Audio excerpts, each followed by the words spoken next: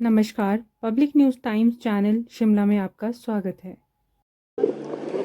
देखिए, भ्रष्टाचार के आरोप हमने 11 दिसंबर को महामहिम राज्यपाल महोदय को इस सरकार के कारनामों का कच्चा चिट्ठा सौंप पर भी लगाए थे।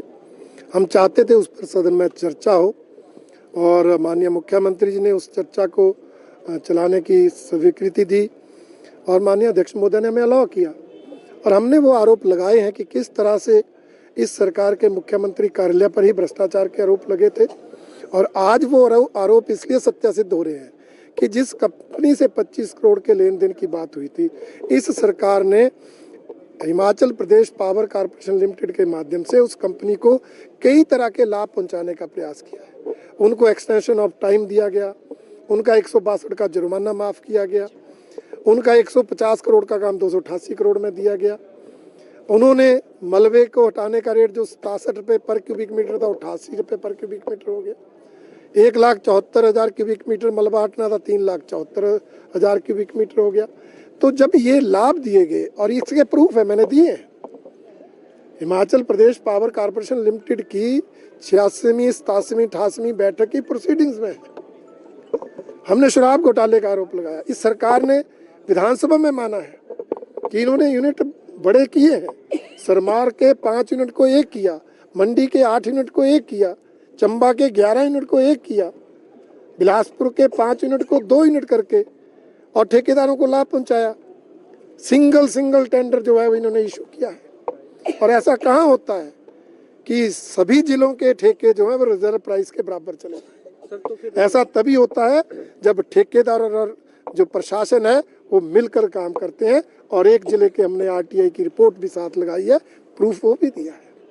सर, तो ऐसा क्या हो गया कि बार बार ये स्पीकर की तरफ से कहा जा रहा है कि आप सामान्य आरोप लगा रहे हैं, सामान्य चर्चा करें, तथ्य नहीं दे रहे हैं। अब उनको अगर ये आरोप सामान्य लगते हैं तो इसका मतलब कांग्रेस भ्रष्टाचार को समझ नहीं पा रही, उनके लिए ये भ्रष्टाचार नहीं। अब 2 करोड़ 70 लाख की जमीन कुछ माह बाद ही 6 करोड़ 72 लाख में चली जाए, अब वो क्या सामान्य आरोप है? सरकार खरीद रही है, मुख्यमंत्री जी उसमें फाइलों को साइन कर रहे हैं।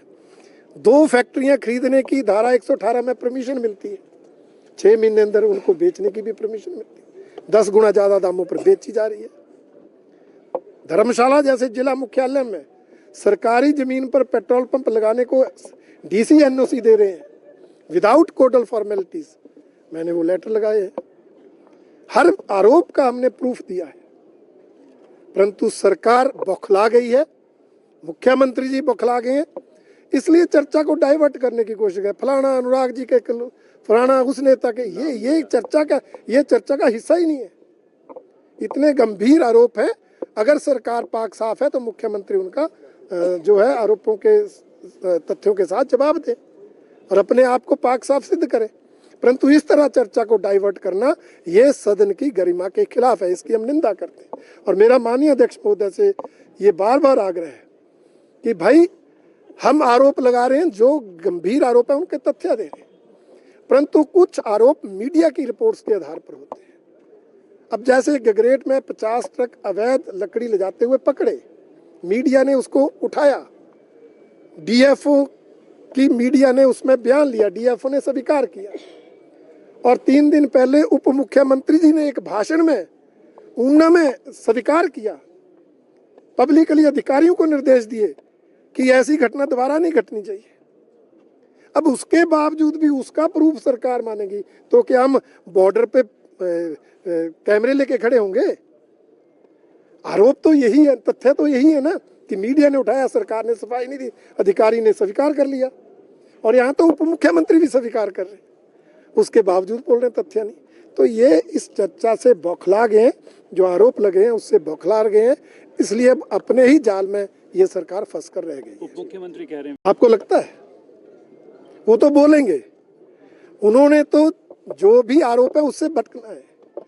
उप मुख्यमंत्री जब खड़े हुए तो मुझे लगा कि जो मैंने हिमाचल प्रदेश पथ परिवहन निगम पर आरोप लगाया कि उन्होंने जो है महंगी जमीन ली है, वो उसके बारे में सफाई देंगे, परंतु वो मुस्कुराते हुए उस पर सफाई नहीं दी। क्यों? सच्चाई है। इसलिए ये कहना कि हमारी खेल खराब हो गया, ऐसा नहीं है। हमारी रैली है, कांगड़ा के विधायक वहाँ गए हैं, बाकी सब विधायक अंदर हैं और सभी विधायक इस भ्रष्टाचार जैसे महत्वपूर्ण मुद्दे पर बोलना चाहते हैं, परंतु ये सरकार अध्यक्ष महोदय के माध्यम से हमें लगता है इस चर्चा को जो है कहीं ना कहीं रोकना चाहती है, इसलिए बार बार इंटरप्ट किया जा रहा है।